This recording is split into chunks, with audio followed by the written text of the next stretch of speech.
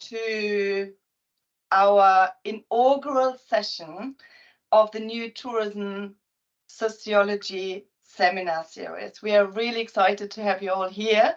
So this is brought to you by RC50, which is the Tourism Research Committee 50 of the International Sociological Association. So some of you might be familiar with that. And we're really, really delighted to have you here. We have already reached over 120 participants who joined up. So we're recording for those people who might not be able to attend, but we're going to share the recording definitely afterwards with everyone. And yeah, a very, very warm welcome to everyone around the world. And my name is Anke Winchenbach. I'm a senior lecturer at the School of Hospitality and Tourism Management of the University of Surrey in the UK. And I would like to send my biggest warm welcome to everybody as the co-president and on behalf of RC50. So we have two fantastic speakers here, and I'm very excited everybody is here and everybody is keen to hear from our two speakers to talk about rethinking the past and envisaging, difficult word, the future of tourism sociology. So I'm just going to give a brief overview about our two speakers, and then I'm going to hand over to Scott and Erdinç. So Scott McCabe is chair in marketing at Birmingham Business School. He's the co-editor-in-chief of Annals of Tourism Research and serves on the editorial board of Tourism Management. He's an international renowned scholar in tourism studies, researching topics such as holiday opportunities for disadvantaged people, ethical tourism, the role of marketing in promoting greater sustainability, and he is also a previous RC50 board member, so he's very close to our organization. And through his research, he's certainly one of the tourism's leading sociologists, and it's such a pleasure to have you here and such an honor. Our second speaker is Erdinç Çakmak. He's senior lecturer and researcher at Breda, University of Applied Sciences in the Netherlands. His research interests are informal economies, tourism sociology, power relations in tourism, and conflict-ridden destinations. So a lot about crisis management as well. He's been on the RC50 board since, maybe you can say that, Erdinç, forever, and is a driving force in advancing tourism sociology through his publications, organizing conferences, and engaging with wider audience, which is what we're doing right now. And Erdinç, interesting, told me that there's no tourism sociology. So it will be interesting to hear more about why he thinks that and what we make out of that comment. So before I open the floor to Scott and Erdinç, I would like to inform you that the event will be recorded. You will have got a notification. Please ensure that your microphones are muted during the presentations, but of course, we would love to see your faces and we would absolutely love to engage with you through the Q&A, and there will be a Q&A session towards the end of the session, so you can engage directly. And we are really keen on hearing your feedback, your comments, your questions, and please use the Q&A function throughout, and I'm going to collect the different comments. So I would now like to invite Scott and Erdinç to tell us more about the past and the future of tourism sociology. Over to you two. Thanks very much, Anke. It's really a pleasure to be here and to talk to you all this morning. And what we're going to do is we're going to split the presentation up a little bit. I'm just going to give you a little tiny bit of background about RC50 and the history. Then Erdinç is going to take over and talk about the primary themes in sociology of tourism, and then we're going to bring it back to me to talk about some sort of emergent things that we see, generally from my perspective as one of the co-editors in chief of Annals. So what is RC50? Well, it's part of the International Sociological Association, and it's been in existence since 1990. And it's really, what I like most about RC50 is it's a really fantastic forum where, lots of different scholars from around the world can interact to discuss issues around the very, very broad sociology of tourism. And as Erdinç will say, there's no such thing as one sociology of tourism. But it's mainly social sciences and humanities scholars, but there's a place-based aspect to it as well. It's International Sociological Association, so it does represent a sort of global picture as well. You'll have all had time to read what's on the slide already, so I'm not going to read from that slide. So let's just see if I can.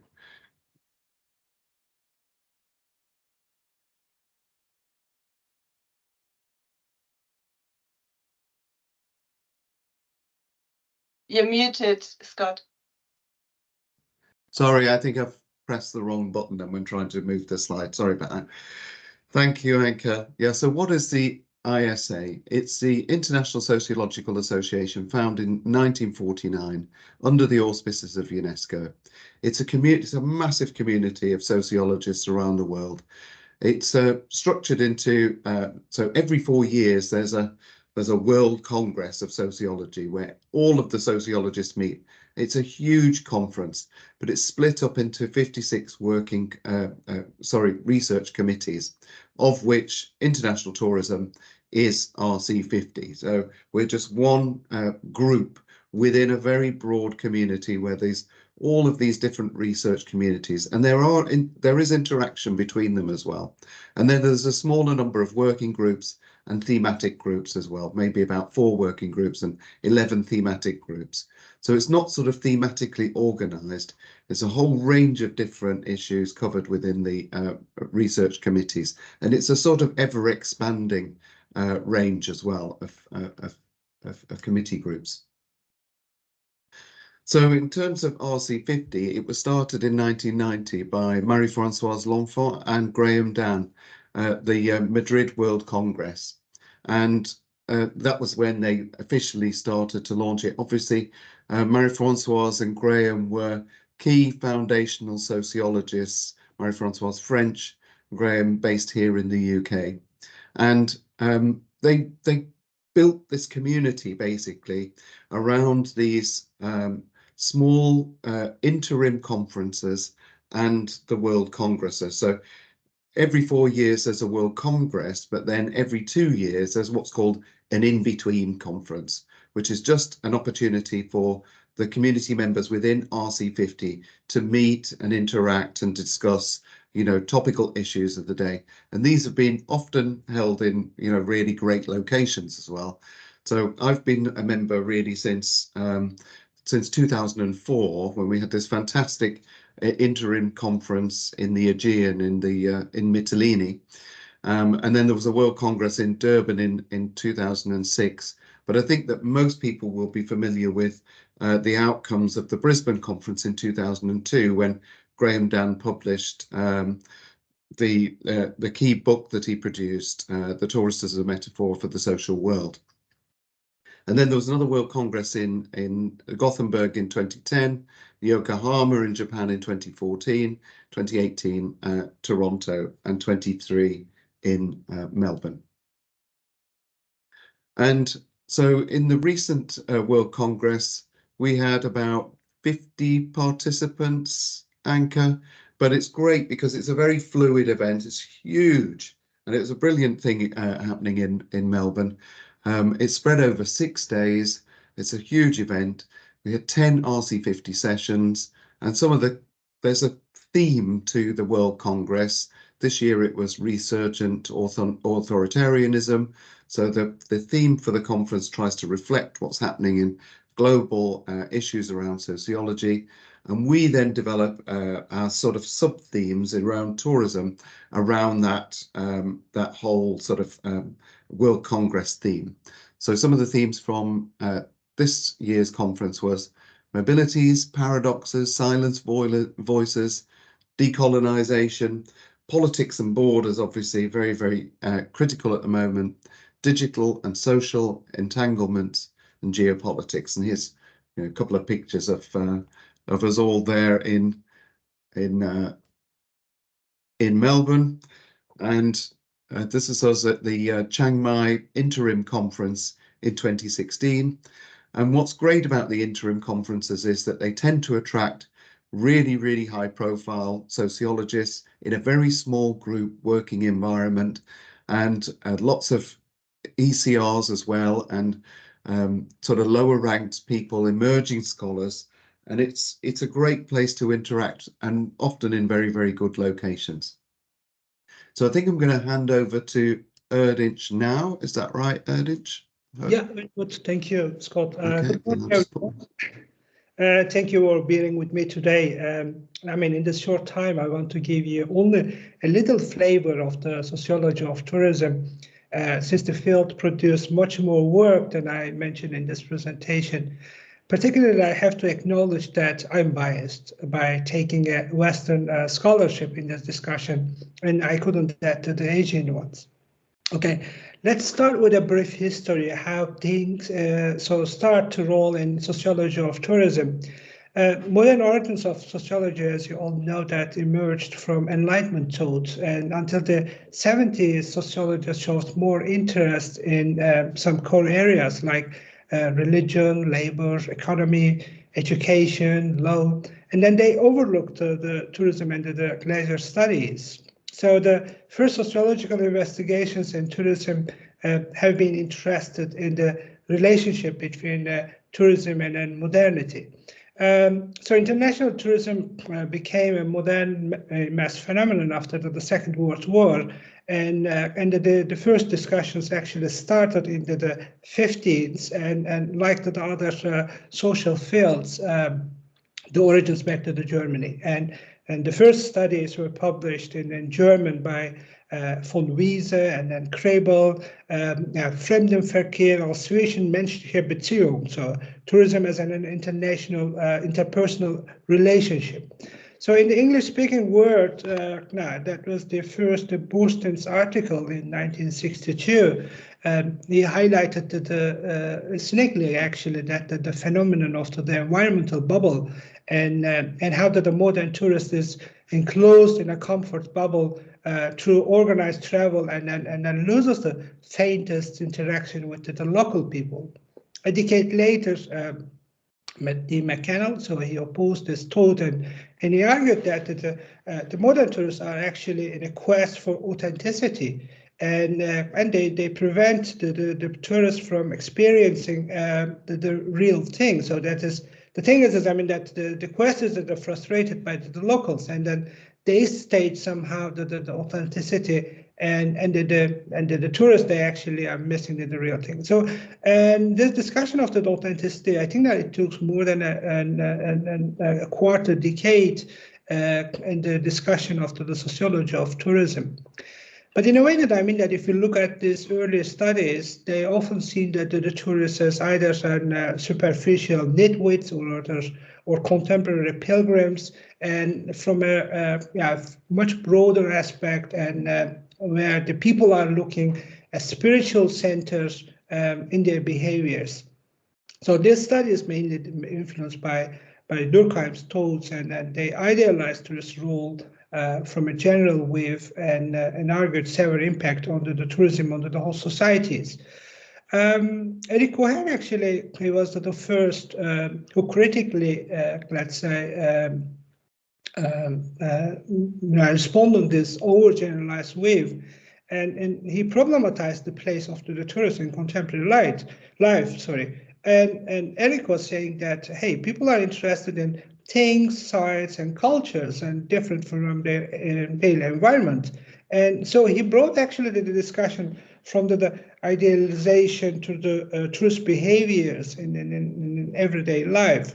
In this phenomenal article in 1972, I guess, 1972, and tourist typologies. By the way, in the last years, the sociological studies have appeared across all active tourism journals, but primarily sociological research found a better reception in Annals of Tourism Research. And I mentioned that earlier, for a very long period, sociologists considered the study of tourism less a specialty area, rather merely an exotic and a marginal topic. But today, a leading tourism journal, the Annals of Tourism Research, is ranked as the first journal out of 149 journals in sociology and dedicated to developing the theoretical constructs for the field. Okay, back to Cohen, and now he opposed treating the tourist as a homogenic mass, and he addressed the necessity of the distinctions among the tourist attitudes and the roles. And in this first article, he brought actually an heuristic tourist typology, and later he proposed a phenomenology of the tourist experience, and in this way actually he reconciled Boston's and the McCabe's so diametrically opposed views of the tourist, and this was actually kind of the starting of the debate in the academia about the roles of the tourists and their experiences.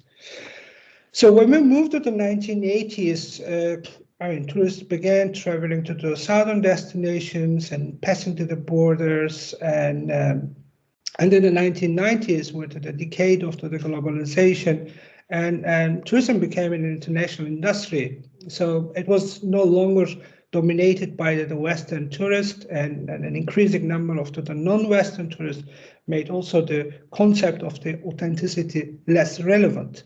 So fun and enjoyment replaced authenticity, and as the motive of the travel.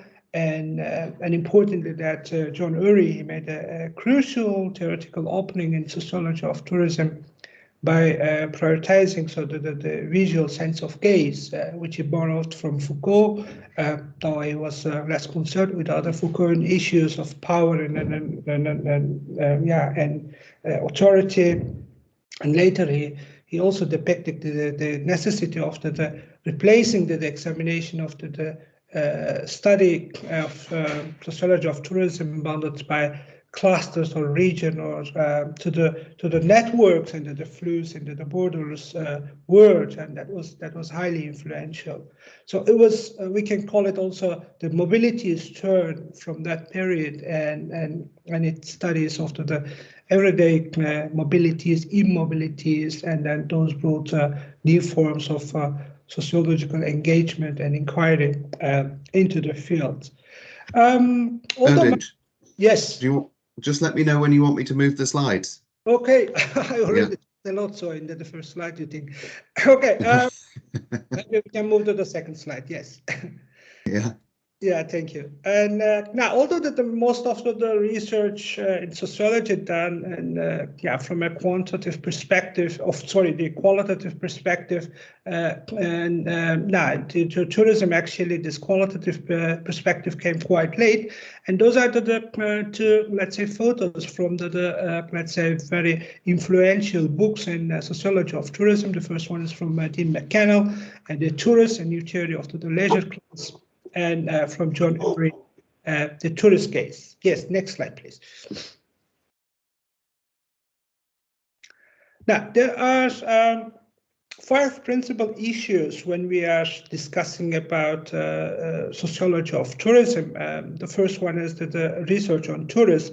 It's very varied. So, and from trend analysis to the characteristics of the tourists, their travel frequency, their purpose, their length of stay, and now sociological relevance in itself enables scholars to identify the major trends in the modern tourism. So, and Eric Cohen's ideas about the tourist role and experiences have inspired much empirical work in this sub-area. The second area is that the tourists and the locals and their relations, and this is another important topic, and now it is also often called host and guest relationships, and then here to the nature and to the dynamics of the tourist and the local relationship. So it's important, and we see actually that maybe the most important thing is the encounter. So in that sense, sociology and anthropology, they are coupling occasionally, And now we see actually that this relationship is a series of the encounters, so between visitors and the locals, and then how those are influencing their environment. Now, the third, let's say, principal issue is the place of origin, and now where things originate, and then the beginning, roots, and now the place where something begins, the cradle, and these are very important areas in sociology. And then how do they differ in the relations and the bonds and then interaction between the stakeholders, and also the tourist destinations, how those are made, and then how they are developing further. The next one is the system, so the structure and the tourism system. Modern tourism is an economic, an environmental, social, and political system, which is complex and then truly global. So, and the system itself is actually a centrifugal tendency, and then it's constantly expands and then includes new fields. And particularly when it matures, it attains a degree of separation from the rest of the society. So now the next one is actually that we see that the socioeconomic and the cultural impacts. So, and now the impact is by far the most, let's say, intensively researched area, and sociology of tourism, and how the local community or society are affected by tourism, and all the indigenous and the exogenous factors, and then producing also a change in society, but also in tourism itself. Next slide, please.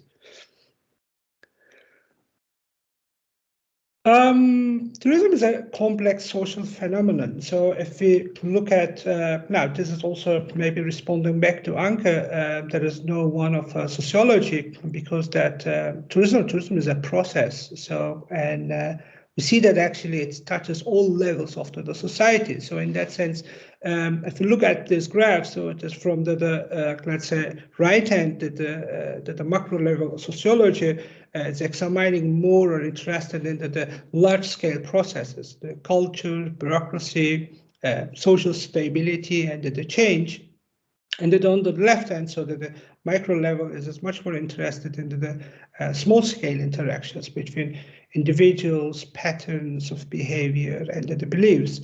And we do have in the middle the meso relationships, and those are often discussed as tourism practices. And then later on, I will refer to the Pierre Bourdieu, that he rejects actually, let's say, this macro and then micro perspectives, and then now he takes the practice as a key unit to be discussed in the tourism. In the social sciences, and then in that sense, with the tourism, how it has been affected by all, let's say, these issues. Next slide, please. I would like to go very briefly about the perspectives, and so we don't have that much time, so I know. And so those are actually somehow the basic perspectives, or let's say the ideas or let's say the theories came from sociology to the tourism, and then have been discussed. And next slide, maybe.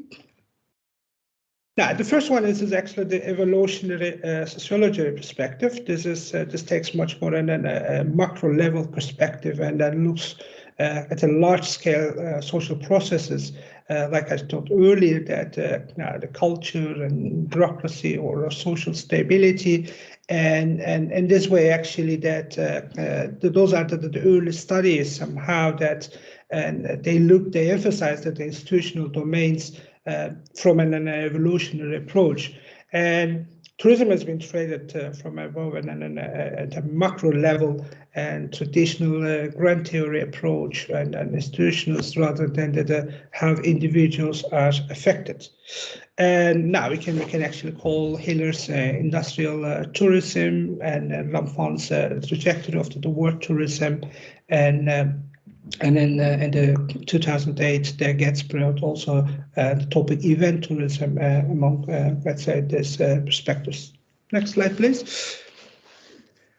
Neo-Durkheimian perspectives. Durkheim actually, as you all know, that he brought let's say the religion and then the items of the religion, the sacred, and then the holy things, and then how those are affecting, let's say, the society. And these terms, they have been also the anemic and the sacred ones have been used in the early studies, like I referred earlier to the McCabe, so Nelson Gruber, so he saw that the tourist as a secular citizen, and Graham then push and pull motivations, and also social solidarity into the social inclusion, and often they use institutional theory, and then looking at let's say the cultural marking and defining these relations, and as well as let's say the behavior of the people. Next slide, please. The Marxist tourism sociologists, they primarily deployed conflict theory in their research, and the critical theory scholars, they influence of the Frankfurt School or Frankfurter Schule, and they focus on the social change and between the host and the guest, and the paradoxical issues in tourism and power relations and tourism and beyond. And I often also find myself in this discussion and in this type of research. And now the central topics, we see that inequality and alienation and conflict, or the development processes. And we see also very, let's say, influential publications about post-colonialism by Michael Hall and then Hazel Tucker, and from Brunner's ethnographies of travel, Regina Schäfer's about tourism and the poverty nexus, and Natalievich and her colleagues, they actually brought also a critical turn in the tourism network, and then it's also a very influential group of people, and then working in the critical tourism studies, and then we are very close to them, and many of our members are also members in that society. And there are also, let's say, works on the political economy, and Rami, myself, and Nick Butler's also works about conflict-ridden tourism destinations could be mentioned under this perspective. Next slide, please. Now, the functionalist perspectives, now they are taking actually tourism as a whole, a cultural system, although that actually it offers a lot to study of tourism.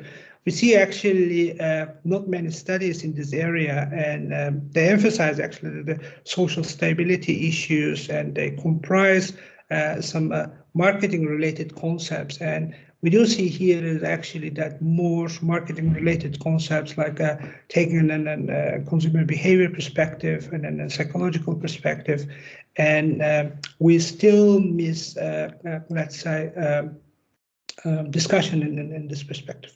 Next slide, please. Now, Weberian perspective. So Weber is, I think that this is his iconic work, and from 1958. This is the most influential work, and in sociology in general, and his ideas are very well received, and in sociology of tourism, the modernity, the formal relationships, rationality into the businesses, and interpretive understanding of social actions, and so on. And so I think that this is also by far one of the let's say, often applied perspective in the tourism studies. Next one. Now, formalism and the phenomenological perspective, and now this is actually using much more the concepts from Simmel and Schutz, and strangerhood, sociability, and we have seen that different types of the spaces, interpersonal relationships. We see that many urban tourism studies using that this formalist perspective, and Franklin and Crank, so they were also the let's say the starters of let's say the first ones started the journal True Studies. They had a critique of the tourism research, and then they were saying that hey, the focus is much more on the tourist site and the location, and now we overlooked the broader social and cultural impacts on society. And Thomas Pernecki and then Tazim Cemal, and then they published also about phenomenology, and I think that this is also worth to mention it here. Next one, please. Now, symbolist interactionist perspective in tourism, and now Irving Goffman. So, and then what he says that society is a theater, and then people are actors playing roles in this theater, and front stage, and they're retreating to the backstage. And I think that by far that now this is actually very much used and then applied into the tourism research in discussing about the science, the symbols, and then it's mainly focusing on the interactions and the communication and the social relations, and we see that actually from Tom Selwyn and talking about the image, the myths, and Tim Edensor, so he brought actually also a performative turn, and then he explained that tourism is as a performance, and then at every stage. And late Keith Holland said he brought the word-making authority as a critical idea to describe actually the tourism's performative role and then functioning and making the culture and place. Next slide, please. Yeah, there's also Jens's work there on sort of roles and identities of tourists and anti-tourist attitudes, and discussions between tourist and traveller, and how people position their own work in that context as well, isn't it? Not that I'm wanting to interrupt you, Erdinç, you're in a good flow there. So that's actually what I was expecting from you, Scott. So yeah, that's right. in those slides, and I'm a little bit afraid from Anke about the time, so that's why. Yeah. You carry on. As we're jumping in, so I am conscious of time. So yeah. I also. Yeah, I think it's incredibly interesting, but we would need 15 minutes, please, for a chat afterwards. Okay, I use 2 minutes, and then I just leave it to back. We need to hear about the future as well. Exactly. Now, just we have to just mention the different sociologists: Pierre Bourdieu, Jacques Derrida, Bruno Latour, and then they actually brought a big influence in tourism sociology. The practice-based approach, the phenomenology, and of course the actor network theory, which is actually let's say developed by Latour and his colleagues. And no, I think that it actually fits very well the tourism's the processual evolvements and characteristics, but we see actually limited applications in these areas. Next slide, please. Okay, I just to wrap up and then saying about researchology. So what are the research methods, or what are, let's say, the basics in the sociology of tourism. Now, first of all, as I said earlier, tourism is a process. So it focuses not only on the outcomes, what happened, but also on the transactions and the changes, processes, and the events. So in that sense, this is crucial. The second one is it's comparative. So we have to think relationally, and then relays actually with other areas, what happens, and even that the research problem should be comparative and using definition of different variables. And it is contextual, and I told you earlier that tourism takes place in a wide ranging of ecological, economic, social, cultural, and political context. Something what we discuss at a certain area is not, let's say, applicable in another area, so we have to consider the context and the impact of the context onto the tourism issues, and it has to be an amic, and we have to bring the insider perspective and reflect on it, and we have to be let's say sure about the representatives of our research results. I think this is the last one, and then I will give back to Scott. Thanks very much, Erdinç. Yeah, so we'll just very briefly, I think, just talk about some of the sort of emergent themes, I think, but contextualized within these sort of shifts that have been happening, transitions between, you know, the old and the sort of new, or the old world and the modern, or whatever. You know, we've seen these big shifts from truth and rationality to truths in a plural sense, and opinions being very important.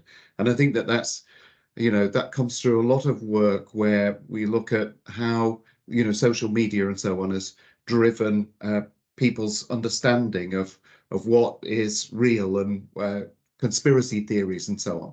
And from conceptualizing typologies, as Erdinç was mentioning, to sort of more pluralistic and plastic categories of behavior. So, you know, sort of lifestyle backpackers and so on, that are working and mobile agents at the same time, from trying to categorize people into bins or silos of types of behavior.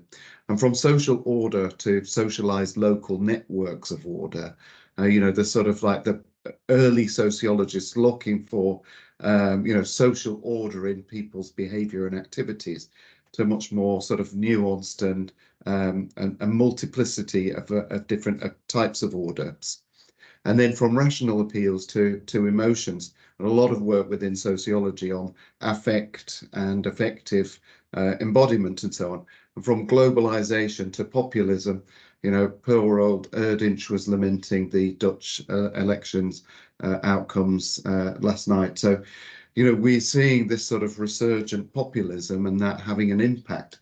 So how does that sort of play through in the types of papers and research that I see, you know, every day coming across my desk, 3 or 4 or 5 papers per day, annals of tourism research?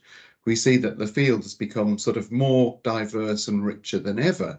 But I think, you know, I'm going to preface that by saying that there's very often, I think, less of a specific and explicit grounding of the work as sociologically driven or embedded within a sociological theory or sociological thought.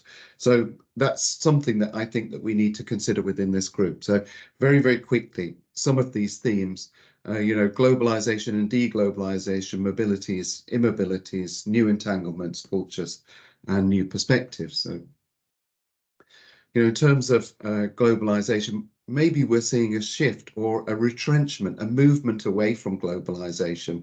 And I think that that has been happening over a number of years, particularly since, you know, maybe 2015, but also that's being realized in a number of new research themes on geopolitics, borders and freedom of movement, migration, tourism nexus, and so on.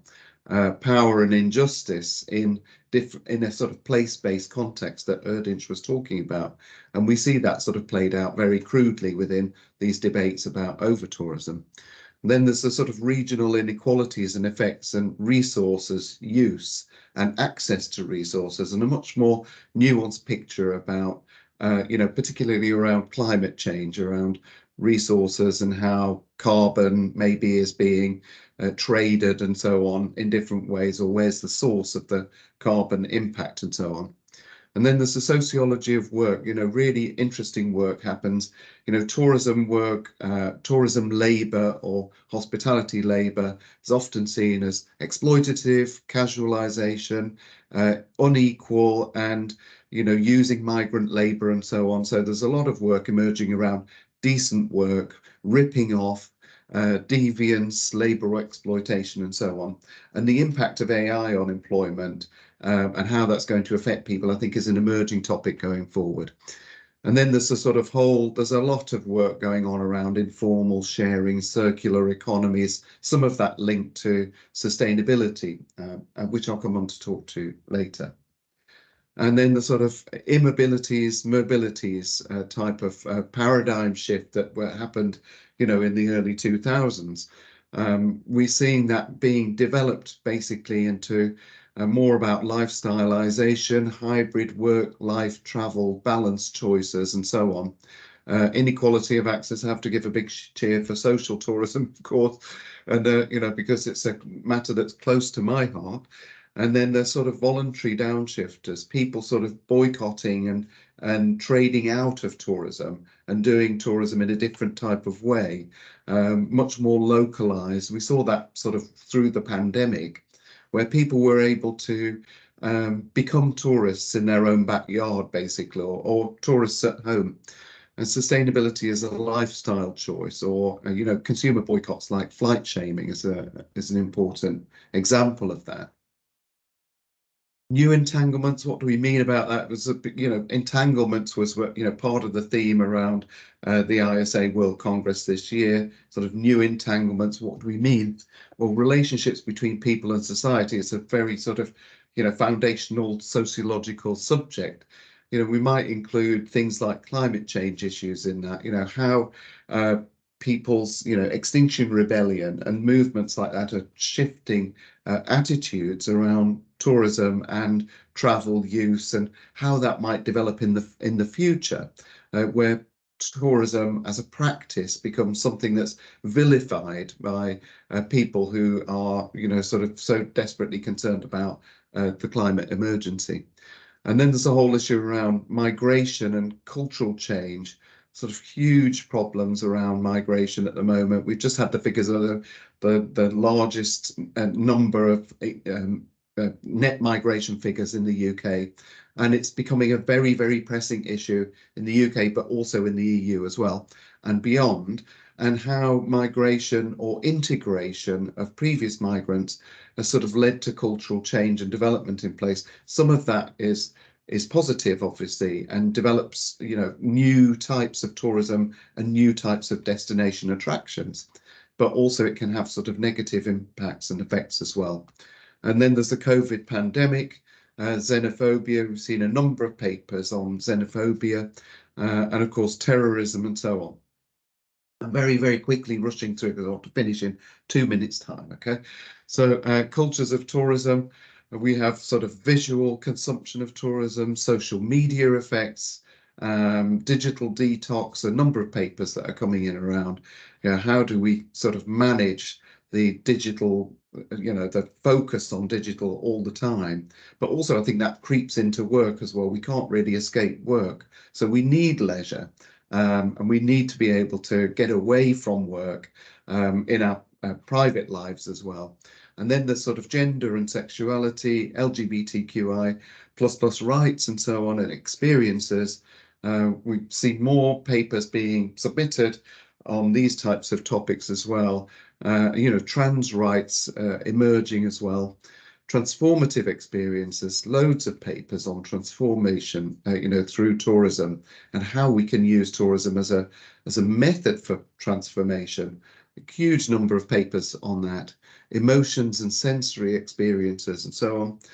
Ethics, mindfulness, creativity, creative tourism. And as I mentioned before, sort of emotions, including negative. I've got a fantastic PhD student who's looking at regret, and how people can regret the things that they do on holiday and talk about it on social media and so on. It's a really fascinating study.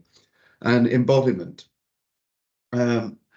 You know, new perspectives, you know, new trends in feminist ecology, practice theory. You know, Erdinç mentioned, you know, practice theory. I think that there's, you know, a lot of work being produced around practices, tourism practices and so on. Participatory methods, you know, how do we co-produce research with people? I think that's a foundational sociological approach, basically. And then this sort of interactions between humans and animals and non-human actors within the sort of actor network perspective, actor network theory perspective is emerging as a topic. We have a curated collection on animal ethics in Annals, but also I think that sort of interaction between the human and the non-human is becoming more popular within a tourism context. And that's the summary. So I'm going to hand over now back to Anke. So I won't talk through the summary. I'll just leave the space open. So I think that's it. 9:45. We've got 15 minutes, Anke. Is that okay? Excellent.